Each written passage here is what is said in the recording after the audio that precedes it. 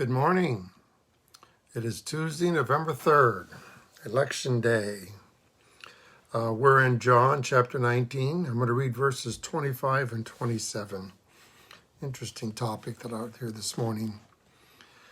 It says, near the cross of Jesus stood his mother's sister, Mary, the wife of Clopas, and Mary Magdalene.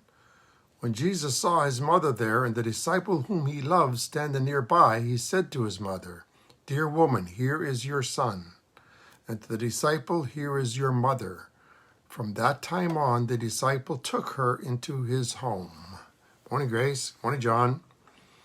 What I want to talk about is, do you have people in your life that will be there to take care of those you love when you die? Because you may die and your wife is still alive, your husband is still alive, your children. Do you have people in your life that you can die comfortably knowing that they will be taken care of? You see, so many people live such selfish lives thinking only of themselves. Good morning, Sharon. They abandon their marriages looking for someone they think will make a better partner. They abandon their children, paying little or no child support, promising they'll be there for them and soon forgetting about them. So many people I know over the years have died very lonely lives. Why? Because they lived very selfish lives. They thought only of themselves. They did not help anybody through their life, so there was nobody there for them when they died. There was literally only family at their funeral, and even not all the family was there. So if you spend your life thinking of others, putting the needs of others ahead of your own, being humble, then you can be certain that there will be people there for you when you are in need. You can be certain of that. Good morning, Roz. This is what God tells us in his scriptures in Philippians 2:3. It says this, Do nothing out of selfish ambition or vain conceit, but in humility consider others better than yourselves. What God is saying is, stay humble, do not be selfish, do not be proud. Think about others, not just about yourself. That it says, each of you should look not only to your own interest, but also to the interest of others.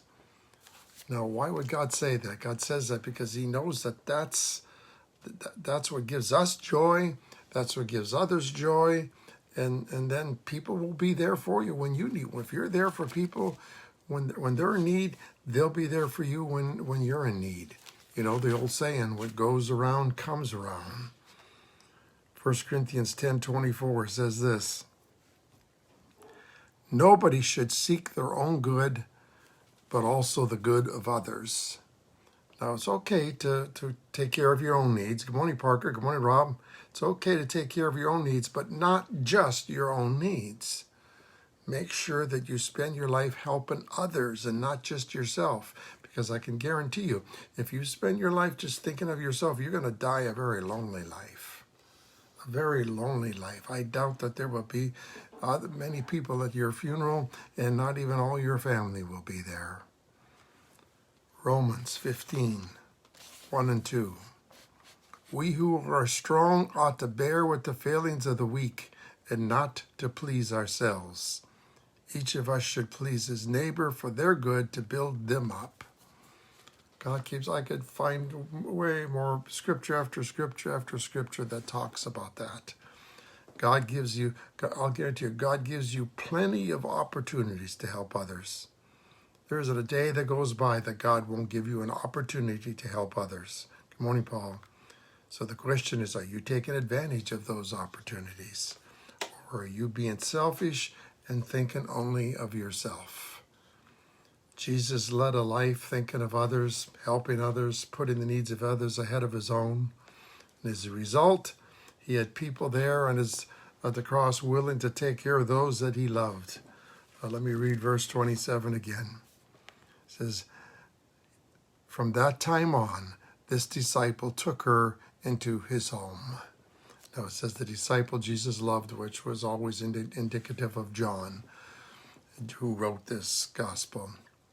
So here's John willing to take Jesus' mother into his home to be his mother.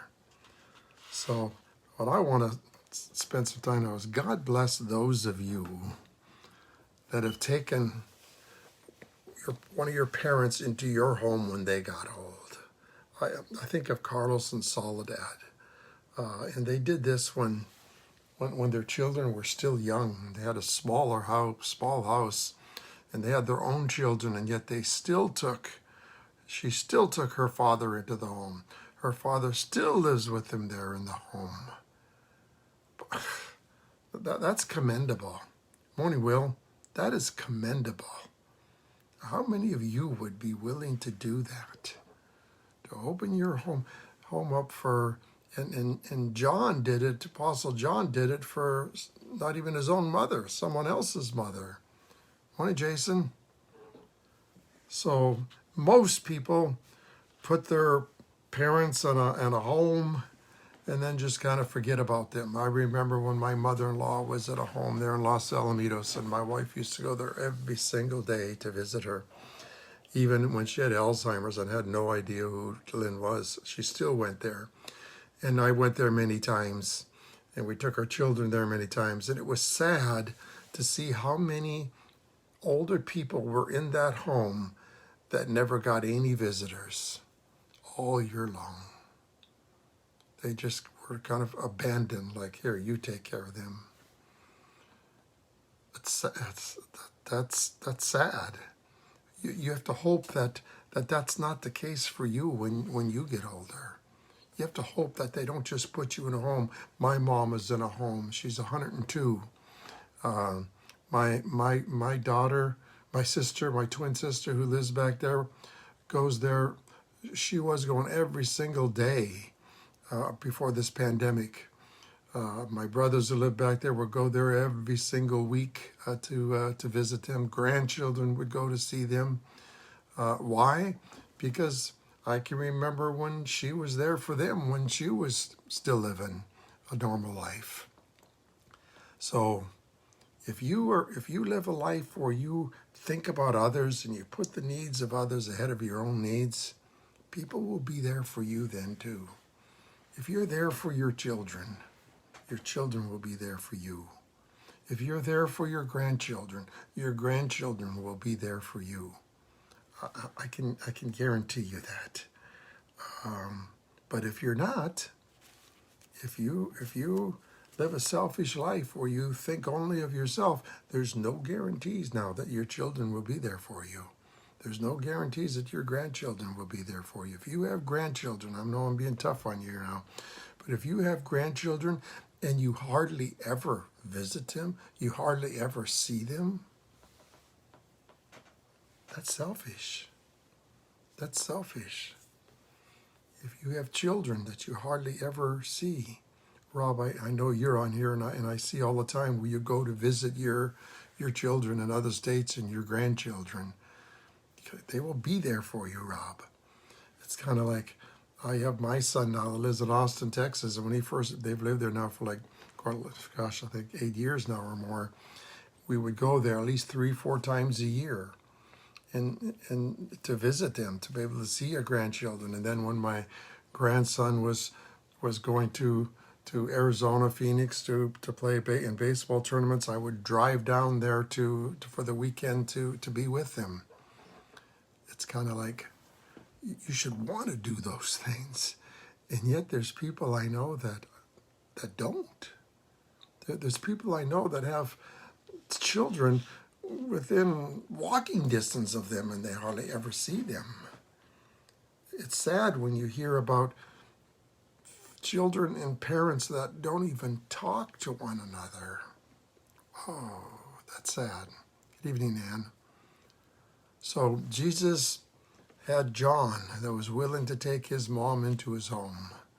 I hope that you have that same thing. I hope you have that same thing in your life. People that are willing to be there for you in those times of need, especially when you get older. Remember, what goes around comes around. God bless you. Have a great day. Don't forget to vote if you hadn't voted. Let's just pray that that there's no violence on our streets today in our country. Tonight is Impact, our youth group, for the young people that are still watching those videos. We appreciate you. Have a great day, and I'll see you tomorrow at 8 o'clock.